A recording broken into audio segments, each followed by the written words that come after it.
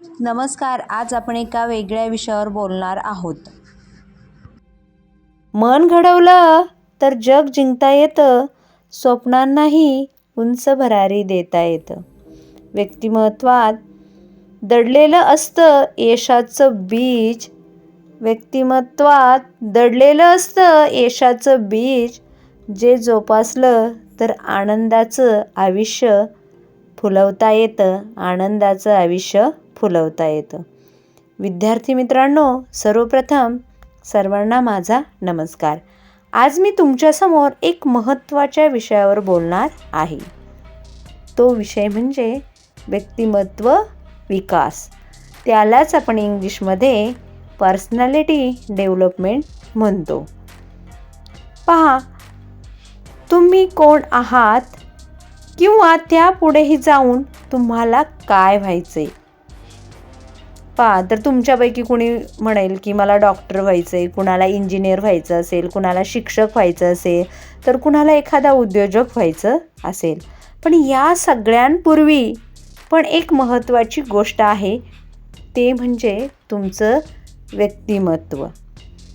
व्यक्तिमत्व म्हणजे फक्त चेहरा किंवा दिसणं नाही, तर आपले विचार, आपल्या भावना, आपलं वागणं आणि आपलं बोलणं, या सगळ्यांचा एकत्रितरित्या परिणाम आपल्या व्यक्तिमत्वावर होत असतो. उदाहरणार्थ आपण घेऊ की 2 विद्यार्थी असतात. दोघेही अभ्यासात चांगले. एक नम्र असतो आणि तसंच तो दुसऱ्यांना मदतही करतो. पण दुसरा जो असतो ना, तो रागीट असतो आणि खूप जास्त अहंकारी असतो. तर सांगा बरं, लोकांना कोण आवडेल? नक्कीच जो पहिला आहे तोच आवडेल. पहा, आपल्या मनामध्ये वेगवेगळ्या प्रकारच्या भावना असतात आणि त्या भावनांचा प्रभाव आपल्यावर कळत नकळत पडत असतो. मुलांनो, आयुष्यात खूप साऱ्या अशा भावना आहेत. त्यामध्ये आनंद, दुःख, राग, भीती, अभिमान वाटणे किंवा लाज वाटणे, या सर्व काही भावना आहेत. पहा, आपल्याला कधी खूप आनंद होतो. केव्हा होतो बरं? ज्यावेळेस आपल्याला शिक्षक शाबासकी देतात, तेव्हा पण आनंद होतो. त्याचबरोबर आपल्या आईने एखादा चांगला पदार्थ आपल्याला खायला दिला, तेव्हा पण आनंद होतो. त्याचबरोबर आत्या आनंद पण होतो बरं का. आनंद आणि आत्या आनंद याच्यामध्ये फरक आहे हा. आत्या आनंद केव्हा होतो की अनपेक्षितपणे आपल्याला एखाद्या परीक्षेमध्ये कुठल्याही प्रकारची अपेक्षा नसताना आपला प्रथम क्रमांक आला, तर आपल्याला खूप जास्त किंवा अति आनंद होतो. त्याचबरोबर एखादी आपली प्रिय व्यक्ती आहे, ती अचानक आपल्या समोर आली, तर आपल्याला त्यावेळेस सुद्धा अत्या आनंद होत असतो. आई आपल्या आवडीचा पदार्थ आपल्याला न सांगता करून देते, त्यावेळेस सुद्धा अत्या आनंद होतो हा. पण पहा, ह्या सर्व गोष्टी अत्या आनंदामध्ये येतात. आनंदाबरोबरच काही नकारात्मक पण भावना आहेत, जसं की दुःख वाटणे. कुणी रागवलं की आपल्याला लगेच दुःख होतं. तसेच आपला एक खूप जवळचा मित्र आहे किंवा मैत्रीण आहे, त्याच्याशिवाय आपल्याला करमतच नाही आणि तो जर 8 दिवस शाळेतच आला नाही, तर आपल्याला काय होतं? खूप जास्त उदास वाटतं. त्याचबरोबर आपल्याला भीती पण वाटते हा. कुणाला अंधाराची भीती वाटते, कुणाला पाण्याची वाटते, तर कुणाला उंच ठिकाणावरून खाली पाहताना भीती वाटते. तसंच जर अभ्यास पूर्ण केला नाही तर शिक्षक रागवतील, शिक्षा करतील, याची पण आपल्याला भीती वाटत असते. त्याचबरोबर आपल्याला कधी राग पण येतो. राग केव्हा येतो बरं? ज्यावेळेस आपल्या हातातील मोबाईल घेतला जातो, लगेच राग येतो. तसंच आईने येऊन जर अचानक TV बंद केली, त्यावेळेस पण राग येतो. आपण मित्रमैत्रिणींच्या घोळक्यात आहोत आणि आपण बोलतोय, बाकीचे काही लक्षच देत नाही, अशा वेळेस पण आपल्या मित्रांचा आपल्याला राग येतो आणि आजकाल तर शिक्षकांचा पण खूप राग येतोय, वारंवार तेच तेच सांगतात. काही मुलांच्या अशा पण प्रतिक्रिया असतात की शिक्षक नुसतं तेच तेच सांगतात. पण राग तर हा निमंत्रणाशिवाय येणारा पाहुणा आहे बघा. त्याला बोलवावं लागतं का? नाही, तो अचानकच येतो. त्याचबरोबर आपल्याला कधीकधी खूप आपल्या स्वतःचा अभिमान वाटतो आणि आपल्या पालकांनासुद्धा आपला खूप अभिमान वाटतं किंवा प्राऊड फील होतं बा. कधी होतं? ज्यावेळेस तुम्ही इयत्ता 10वीमध्ये किंवा 12वीमध्ये खूप छान मार्क पाडतात आणि त्यावेळेस तुमचा एखाद्या ठिकाणी सत्कार होतो. त्या सत्काराच्या प्रसंगी तुम्ही रँकरच्या खुर्चीवर बसलेले असतात. त्याचबरोबर तुमचे पालक पण तुमच्या बाजूला बसतात. त्यावेळेस तुम्हाला खूप अभिमान वाटतो, खूप प्राऊड फील झाल्याची भावना तुमच्यामध्ये निर्माण होत असते. तसंच पुढे सांगायचं झालं तर भावना येणं काही चुकीचं नाही, राग येणं चुकीचं नाही किंवा उदास वाटणं ह्या गोष्टी पण चुकीच्या नाहीत. पण त्या योग्य प्रकारे आपण व्यक्त करणं पण गरजेचं आहे. एखाद्या प्रसंगी आपण गेलो, त्या ठिकाणी खूप दुःख झालं आहे आणि अशा ठिकाणी जाऊन जर आपण हसलो तर ते योग्य आहे का? तसंच आपला एखादा खूप जवळचा मित्र आहे आणि त्याला एखाद्या स्पर्धेमध्ये छानसं बक्षीस मिळालं आणि ते बक्षीस पाहून आपल्याला खूप दुःख वाटलं, तर मग या ठिकाणी आपल्याला असं म्हणता येईल का की त्याच्या आनंदामध्ये आपण सहभागी होण्याच्या ऐवजी आपल्याला त्याच्याविषयी खूप दुःख झालं, तर मग ही चांगल्या व्यक्तिमत्वाचं लक्षण आहे का? नाही. मग आपलं जर व्यक्तिमत्व घडायचं असेल तर ते घडताना आपल्या आजूबाजूला काही असे घटक आहे, त्यातून त्याचे परिणाम आपल्या व्यक्तिमत्वावर होत असतात. जसं की उदाहरणार्थ कुटुंब.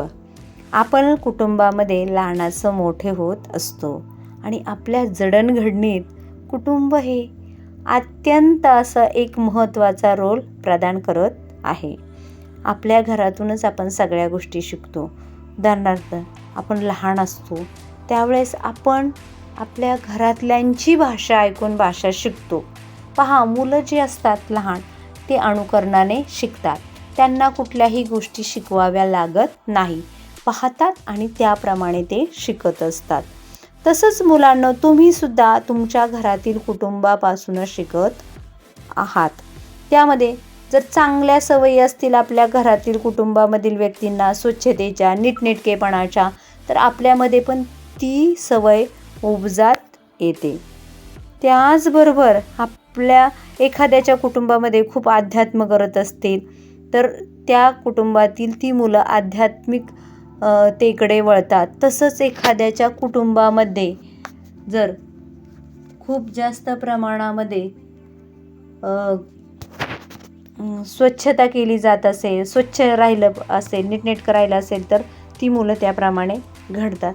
बोलण्याच्या पद्धती पण आपण ह्या कुटुंबातूनच शिकतो. एखाद्या कुटुंबात जर खूप जास्त मोठ्याने रागाने बोललं जात असेल तर मुलं त्याचप्रमाणे बाहेरसुद्धा बोलतात. वागणंसुद्धा तेच असतं की आपण कसं वागतो, कसं बोलतो, यावर आपलं व्यक्तिमत्व घडत असतं. म्हणजे कुटुंबातच आपल्या व्यक्तिमत्वाचा पाया हा घातला जातो. कुटुंबाच्या नंतर खालोखाल शाळासुद्धा खूप अतिशय महत्त्वाचा घटक आहे आपल्या जीवनामध्ये. आपण जवळजवळ 5 ते 6 तास शाळेमध्ये राहत असतो. शिक्षक एक आदर्श असतात आपल्यासाठी. आपल्यापैकी काही मुलं काही शिक्षकांना खूप आदर्श मानतात आणि बोलतात की यांची पर्सनॅलिटी खूप छान आहे, मला पुढे जाऊन यांच्यासारखंच व्हायचं आहे. तसेच आपले मित्रमैत्रिणी यांच्या संगतीनं पण आपण खूप चांगलं शिकत असतो. आपल्या शाळेमध्ये काय योग्य, काय अयोग्य, चांगलं, वाईट, या सर्व गोष्टी आपण शाळेमध्ये शिकत असतो. त्याचबरोबर संस्कृती हा सुद्धा आपल्या पर्सनॅलिटीमध्ये खूप महत्त्वाचा घटक आहे. आपण ज्या संस्कृतीमध्ये राहतो, ज्या समाजामध्ये राहतो, तेथील सण समारंभ साजरे केले जातात, उत्सव साजरे केले जातात. प्रत्येक समाजाच्या जाती धर्माच्या चालीरीती वेगळ्या आहेत, सण समारंभ वेगळे आहेत. त्यांचं रहान सहान वेगळं आहे, खानपान त्या समाजात जसं प्रवृत्ती आहे त्याप्रमाणे घडत असतात. यातून आपण एकत्र राहणं गरजेचं आहे आणि सहकार्याची भावना एकमेकांविषयी ठेवणं पण अत्यंत गरजेचं आहे. कम्युनिकेशन स्किल किंवा बोलण्याचं कौशल्यसुद्धा आपल्या व्यक्तिमत्त्वावर एक छाप टाकत असते. त्यामुळे मी तर म्हणते आपण जास्त ऐकण्याची भूमिका घेतली पाहिजे आणि कमी बोललं पाहिजे. जवळजवळ आपण 70% हे ऐकलं पाहिजे आणि फक्त 30% आपण बोललं पाहिजे. म्हणजे शब्दांपेक्षा ही आपण बोलताना आपल्या आवाजातील टोन हा जास्त महत्त्वाचा असतो बघा. जर आपल्याला एखाद्याला नाही म्हणायचं आहे किंवा एखादी गोष्ट जर करायची नाही तर आपण त्याला विनम्रपणे सुद्धा नाही म्हणू शकतो. पण आपल्या बोलण्यातील टोन जर चेंज झाला, मला करायचं नाही पहा अचानक टोन बदलला की नाही आणि आपण जर म्हणलं सॉरी मी नाही करू शकत, तर अशा वेळेस समोरची व्यक्तीचं आपल्याविषयीचं मत हे बदलणार नाही. कारण त्याला त्या ठिकाणी वाटणार आहे की ह्या व्यक्तीला ही व्यक्ती ती काम करणार नाही तर तिला त्याविषयी वाईट वाटत आहे. म्हणजे आपल्या बोलण्याचा टोन हा खूप महत्त्वाचा आहे. म्हणजे ह्या दोन्ही गोष्टींचा आपल्या व्यक्तिमत्त्वावर खूप परिणाम होतो. आणि त्याचबरोबर आपण दिवसेंदिवस घडत असतो, रोज काहीतरी नव्याने आपण शिकलं पाहिजे. आपल्या चांगल्या विचारातून, चांगल्या सवयीतून आणि चांगल्या बोलण्यातून आणि वागण्यातून आपलं व्यक्तिमत्व घडत असतं. आणि व्यक्तिमत्व काय हे एका दिवसात घडण्याची प्रक्रिया नाही.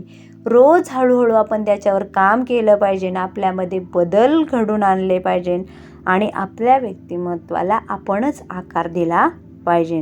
आपण स्वतःला ओळखलं पाहिजे, स्वतःला घडवण्यासाठी प्रयत्न केले पाहिजे. आणि जर आपण स्वतःला ओळखलं, स्वतःला घडवण्याचा प्रयत्न केला तर एक ना एक दिवस यश हे आपल्या पावलांशी येणारच आहे. तर या ठिकाणी आपण व्यक्तिमत्त्वाचा काही भाग पाहिला. या पुढील भाग आपण पुढील व्हिडिओमध्ये पाहणार आहोत. धन्यवाद.